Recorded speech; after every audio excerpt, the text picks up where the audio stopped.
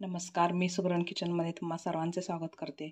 आज आपण अतिशय पौष्टिक अशी श्रावण घेवडा किंवा बीन्सची भाजी कसे तयार करतात ते पाहणार आहोत.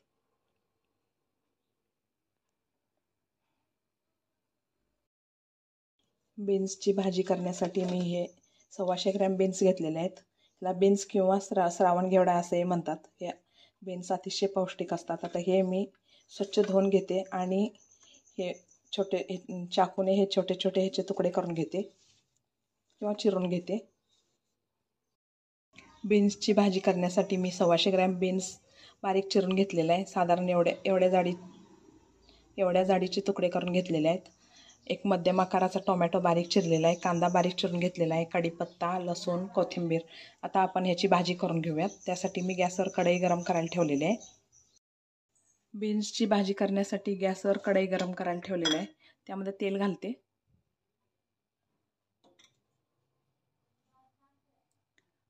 तेल चांगलं गरम झालेलं आहे. आता अर्धा चमचा मोहरी घालते.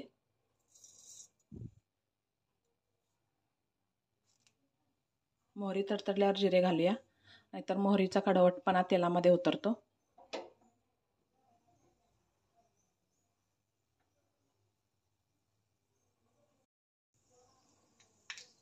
मोहरी तडतडायला लागले त्यानंतर जिरे घालते. त्यानंतर कढीपत्त्याची पाने, बारीक चिरलेला कांदा, टोमॅटो,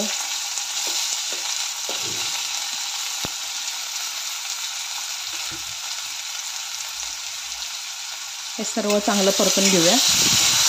तर यामध्येच मी 1 चमचा मीठ घालते, म्हणजे कांदा आणि टोमॅटो लवकर भाजले जातील.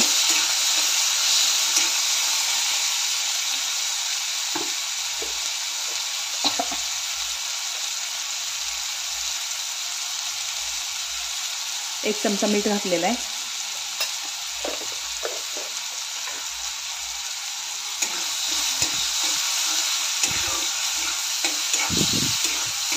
चांगलं परतून घ्यायचं आहे. लालसर होईपर्यंत चांगलं भाजून घ्यायचं आहे टोमॅटो आणि कांदा.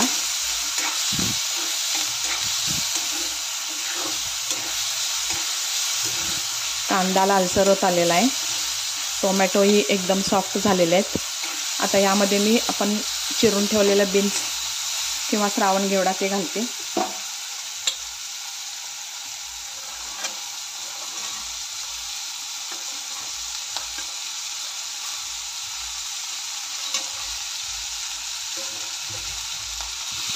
चिरलेला बीन्स घालून 1-2 मिनटं परतून घ्यायचं आहे.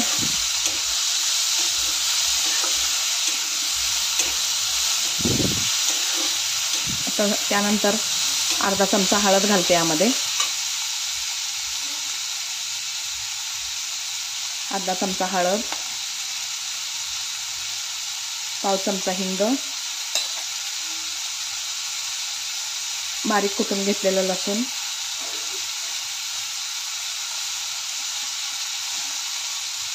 सर्व मिक्स करून परतून घेऊया. मीठ आपण आधीच घातलेलं आहे. आता ह्यानंतर आपण कांदा लसूण मसाला घालायचा आहे 2 चमचे.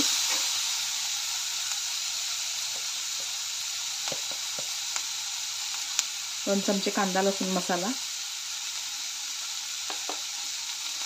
त्यानंतर कांदा लसूण मसाला मिक्स करून घेऊया. भाजीला दाटसरपणा येण्यासाठी यामध्ये मी 2 चमचे शेंगदाण्याचं कूट घालते.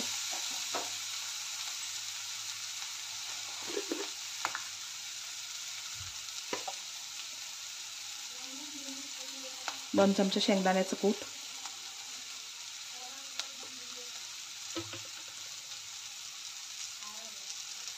त्यानंतर पाणी घालून हे 5 मिनिटं शिजवून घेऊया.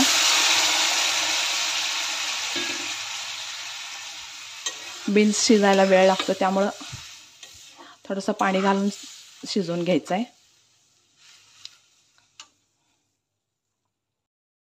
बीन्सची भाजी चांगली शिजलेली आहे.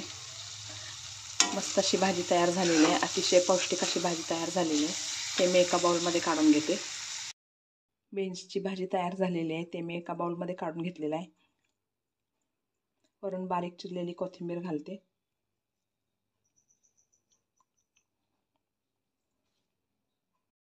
असेच नवनवीन आणि छान छान हेल्दी रेसिपी पाहण्यासाठी मी सुगरण किचनला लाईक शेअर आणि सबस्क्राईब